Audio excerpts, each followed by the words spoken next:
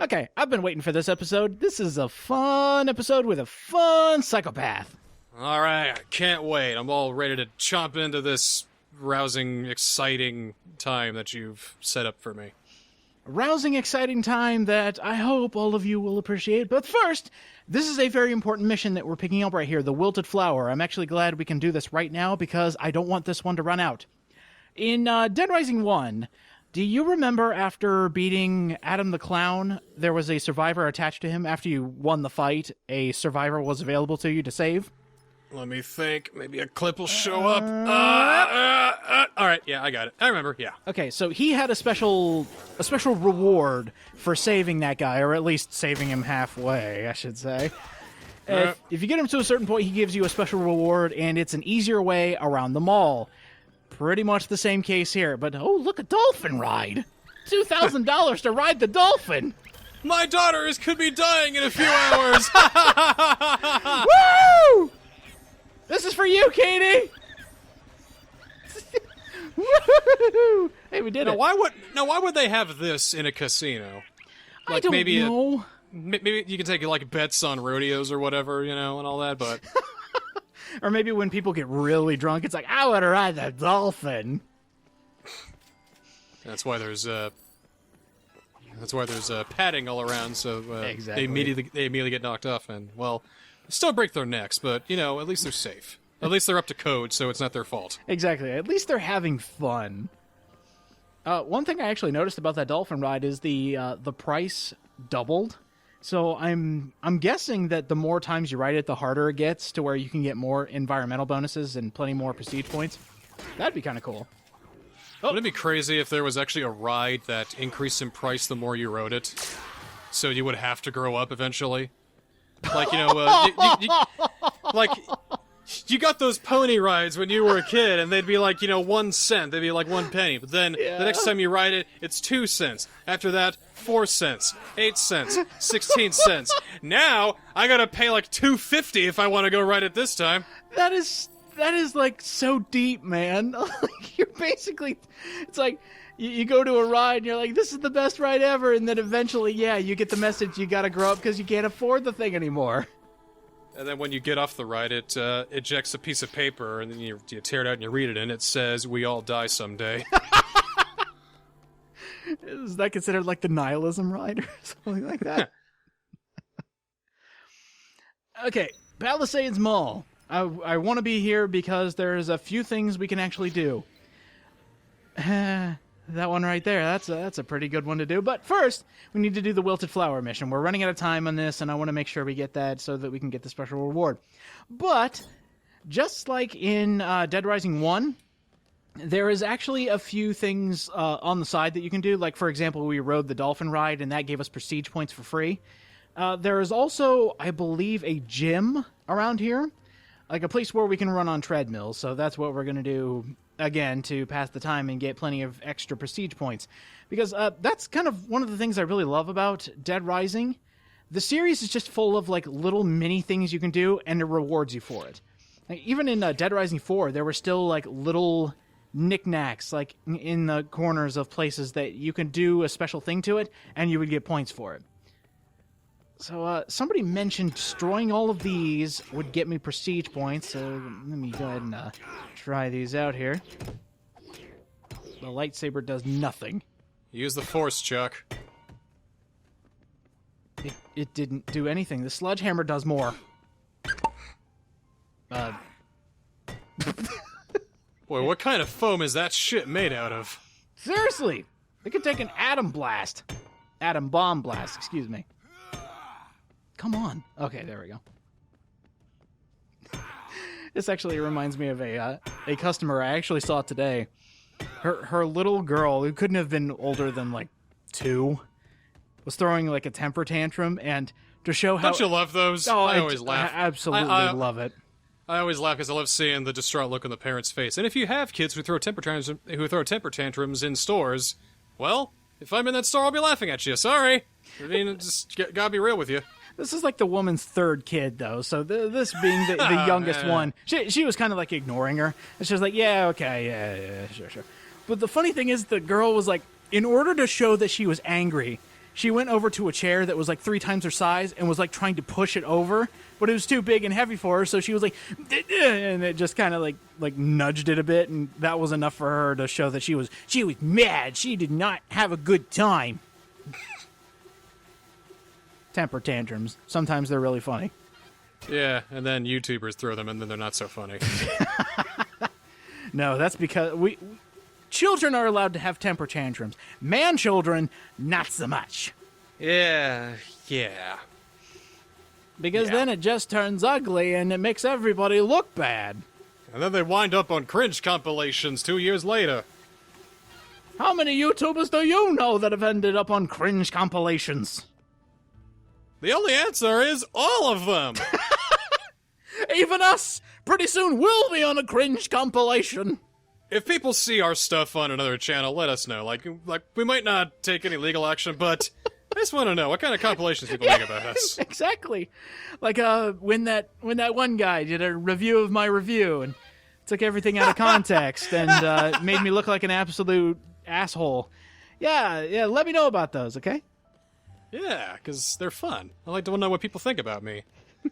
And, I want to see those videos where they spend, an hour and a half saying that UniJ is the worst person ever in the world, because he never gets things done all right, he cancels projects all the time, he's terrible, he's not funny, keeps telling you stupid. I want to see a whole hour and a half long movie on that, so that way I can say, oh, this person must really care about me. Oh, I'm so touched to think that he would... excuse Don't me. look on you, Grandpa, that's my look! I actually do like this color of silver. That does look pretty cool. Oh! Uh-oh. You alright? Oh, man. You've been in a tanning bed for too long. What the hell is that dildo doing there on the tanning bed? What have you been doing? What? Yeah, that's excuse me, that's a massager. They don't explicitly call them dildos because I don't think you can do that in a game, but it's totally what that is. That purple thing on the tanning bed. I guess it massages your fallopian tubes. Or asshole, equal opportunities here. I'm not going to smell it to find out. Anyway, this lady, she needs a drink because she is absolutely parched. So here you go. Yeah, I'm gonna get you something to drink, and I'm also gonna get you some lotion because I know that when we bring you back to the base, you are going to be peeling everything off.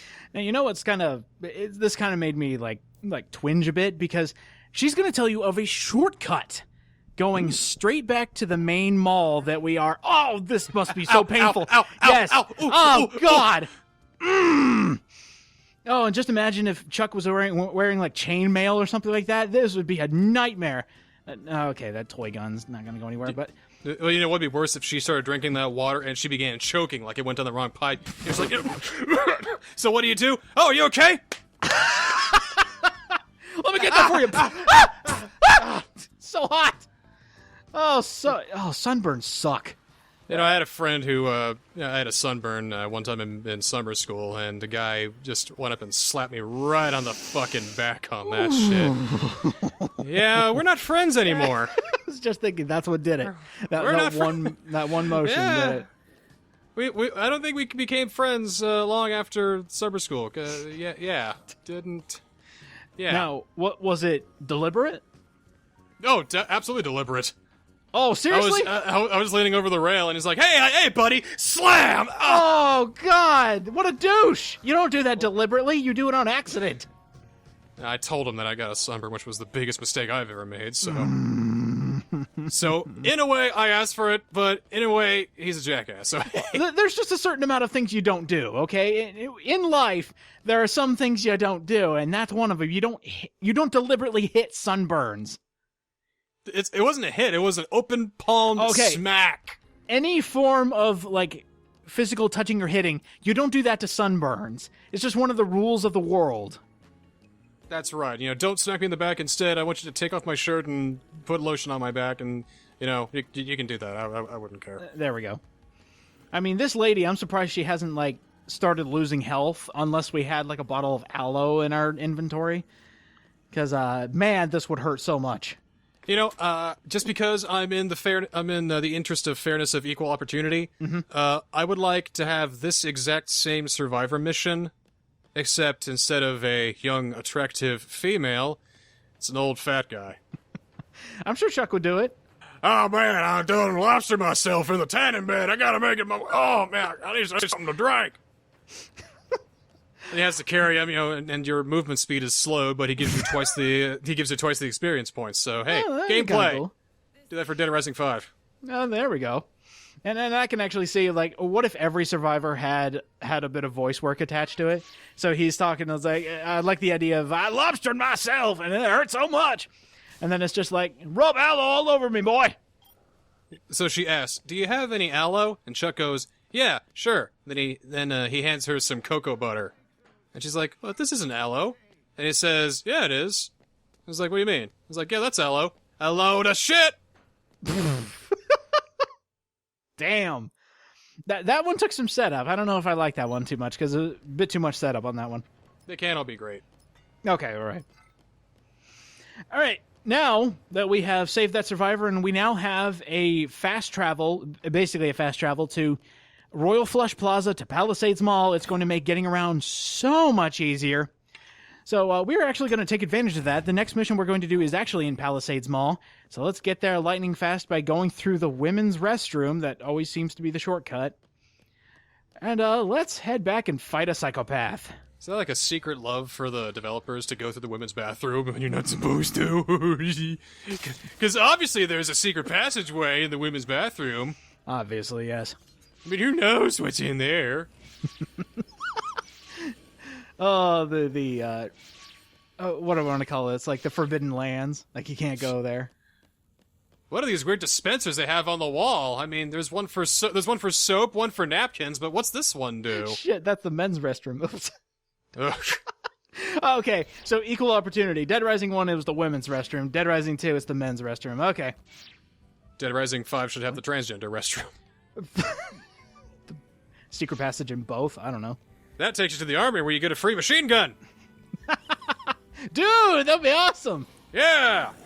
All of a sudden, people are more accepting of transgenders because your bathroom's got some machine guns in them. wait, what? Huh? Oh, that's all it took? Really? That's all?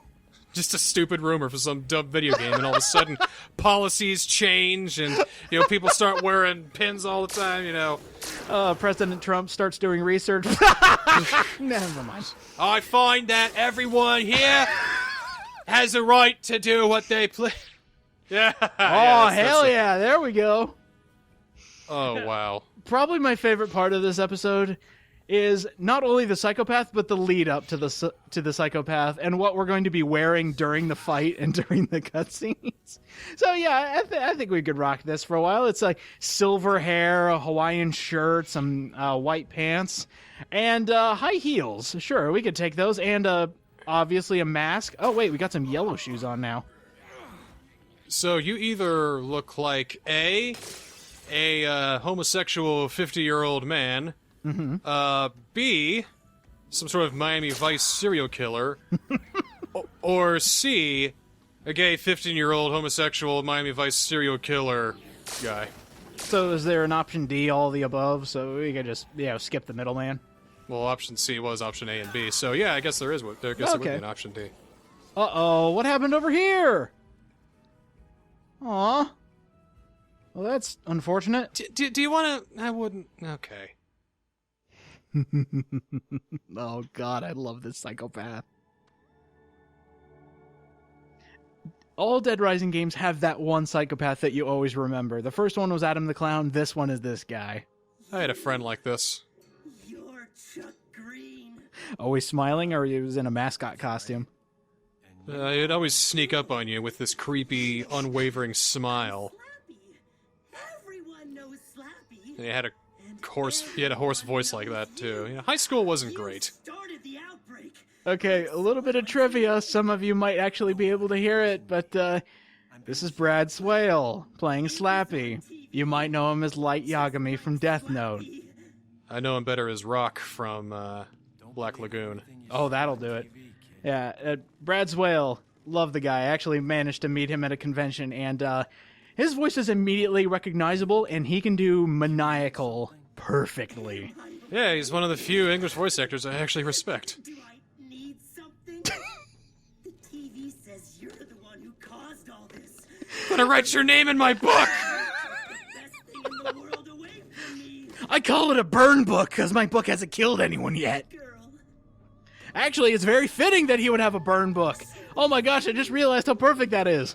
Well, actually, he has a notebook that has a list of people he meets who have severely bad cases of halitosis.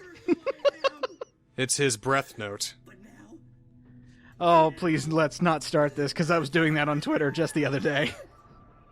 It's like Walter White finds the death note. It's the meth note. It's time to cook. you brought the zombies here. Okay, here's the big, I just love this delivery. But yeah, there's Slappy. There's his good weapon. He's slap happy. Hey, I just got it, I think. Oh, we just got it. So, the Slappy fight. There's another reason besides the fact that the actor's really funny and the boss fight is actually really fun. There's a couple things you can actually do with Slappy. He runs around with dual flamethrowers, but if you have a fire extinguisher, you can jam his guns. And then you can go up and just attack him. Oh, there we go. I need Slappy for the new Jet Set Radio. He just runs around tagging Fortune City. Oh, shit. He's a beast on those skates. He can do some crazy stunts. Yeah, look at that. I mean, I just need him grinding on some walls and taking down the establishment, and he'd be perfect. We just need Capcom and Sega to collaborate. Ooh. And have it not be Project Cross Zone. Okay, well, one step at a time, okay?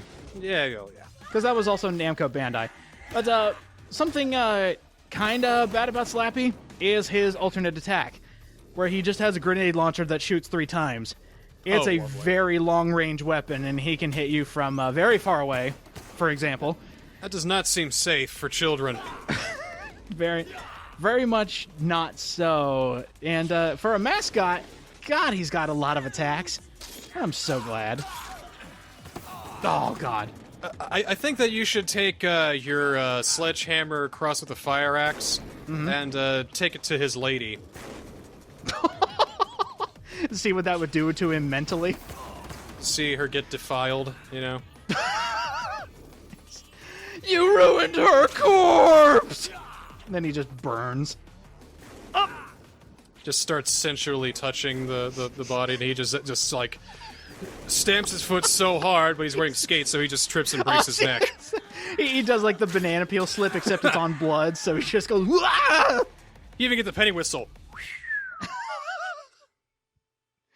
And that is Slappy Down. That's one of my favorites in the whole franchise. You're so beautiful, baby. There's just so many things that makes him memorable, and that's what I kind of miss from Capcom, is having a lot of moments that are extremely memorable. Like Dead Rising 3, I can only think of 2 specific moments, and of course they're psychopath fights that are extremely memorable. Everything else is just like, nothing. I told you, Brad, I don't like you like that. It's me, Frank. Lacey left 2 weeks ago. Yeah, never mind. Don't worry, kid. Slappy. He also pulls a Steven from Dead Rising 1. Mr. Everywhere! That's his version of who he- Clean Up Register 6! That's what he reminds me of. He reminds me of Mr. Everywhere from Resi 7. Kind of. Hey! He is just missing the football helmet, and he could be Mr. Everywhere. Oh, Hey, yeah. cool. Half deck. That means we have half the combo cards. Hey. So for beating Slappy, you get the flamethrower. So you mix a water gun with a gas canister, and you can get this. All you get is just a stinky water gun now. Yeah, it's so disgusting. I can't believe it. But hey, we're gonna take a gift back to Katie. We managed to beat the guy in the costume. So we're gonna go ahead and bring her back a giant stuffed rabbit, as well as a flamethrower, because the flamethrower is actually extremely good. Not so much for taking out zombies, but for dealing really quick chip damage to psychopaths. That's what I would mainly suggest the flamethrower for. I'm going to be showing that here in the next couple episodes, how good the flamethrower is against bosses, but for zombies, they have to actually burn for a bit before they keel over, so kinda, if you don't mind waiting a couple seconds. Yeah, before you mentioned the flamethrower, I thought you were talking about the stuffed rabbit. Oh, that too. It's like, I mean, look at jeez! Look How at much damage does that thing do? God-ending stuffed rabbit. This could take down any deity. Oh, funny little detail on these stuffed animals. You can use them as regular hitting weapons. It doesn't do crap to zombies, but you can actually rip and tear them the more you hit with them. And if any of the stuffed animals that you can give Katie, if any of them are broken, you know, with ripped seams and everything, she won't accept them. You can't give them to her as gifts. They have to be pristine for Chuck's little daughter. She'll be so angry at you for doing that she won't even talk to you when you give her a Zombrex. I'm shunning you, Dad. It's like, Katie, it's time for your Zombrex. No, Dad, I hate you! But sweetie, it's time But No! you need it. No! What? No! No! She runs out and then joins the herd. So she's like an animal now, or are you talking to like she jumps into a pile of zombies and says, "Take me"? My dad's a big poo head! I don't want to live anymore! 5-star swan dive into the crowd of zombies. She's crowd surfing and dying. Oh God, Katie, no. Ba, ba, ba, ba. And that's a 10 out of 10 from the Russian judge. Look at that wonderful dive. That's dark. That's very dark. Exactly, and I think somebody actually said, "Good job on the dark humor, guys," and then I felt really sad. I wonder how darker we can go. Don't go there. How about Don't go there. how about something miscarriage? Motherfucker! I told you not to go there. I'm sorry. I just had to. I mean, do you think that's too dark? Especially that last part. God. All right. Well, let me try a different kind of dark humor. Oh no. All right. Black. Midnight. Dark. Burnt. All right. Seriously, come on. There are kids here. She leveled up in Mega Man. Can't you respect that? Leveled up in Mega Man. You don't level up in a fucking platformer, you dumb shit. Wait a minute. She said I leveled up in Mega Man, and Chuck said I missed you too? Unless if she's playing Mega Man Command Mission. Ugh. Oh, Katie, let me get you some more games. They're free. Did you ever have the displeasure of playing that fucking game? No, I happened to skip it. But anyway, next time on Dead Rising 2, we got another fun psychopath, but not as fun as these past ones, unfortunately. Man. I mean, you go past the chef, you go past the mascot on roller skates. It's kind of hard to top that. I know, there's so many good psychopaths like right in a row, and then it just kind of goes south as far as quality. I mean, you could have a naked Scandinavian with like polka dot colored hair coming around dripping in olive oil and just going it's got like some kind of machete that's like covered in pink glitter glue or something like that. You know, that might be something, I guess. Then you have no idea what the next psychopath is. See you next time.